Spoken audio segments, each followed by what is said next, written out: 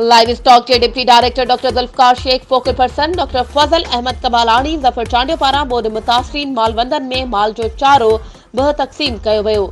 इन मौक़े ते डॉक्टर ज़ुल्फ़िकार अली शेख ऐं डॉक्टर फज़ल कमालानी चयो त ज़िले अंदरि माल जे चारे जा 38 ट्राला तक़सीम करे चुका आहियूं। कंबर ज़िलो सैलाब सबबि सख़्त मुतासिर थियो आहे, जिते भाॻियुनि वटां बोह ख़त्म थी चुको हुयो ऐं सारियालो फसल न थियण करे पलाल बि न रहियो, जॾहिं त ज़मीन पाणी हेठि अचण सबबि ज़मीनी गाह पिणु ख़त्म थी विया, जंहिं करे भाॻियुनि जा जानवर बुखूं काटे रहिया हुआ। अहिड़े में लाइव स्टॉक पारां माल जे चारे जो इंतज़ाम कयो वियो आहे।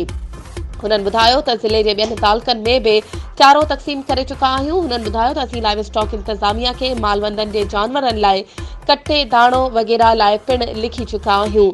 ॿिए तरफ़ मौक़े ते मौजूदु ॿोॾ मुतासिरीन चयो त 100 मां 60 सैकड़ो माल बुखर ऐं बीमारियुनि में मरी वियो आहे। काफ़ी भाॻियुनि जा वथाण ख़ाली थी चुका आहिनि। वधीक ख़बरुनि ऐं अपडेट्स जे लाइ असांजे चैनल खे सब्सक्राइब कयो ऐं हा, बेल आइकन खे प्रेस करणु न विसारिजो त जीअं असांजी हर नई अचण वारी वीडियो तव्हां ताईं पहुची सघे।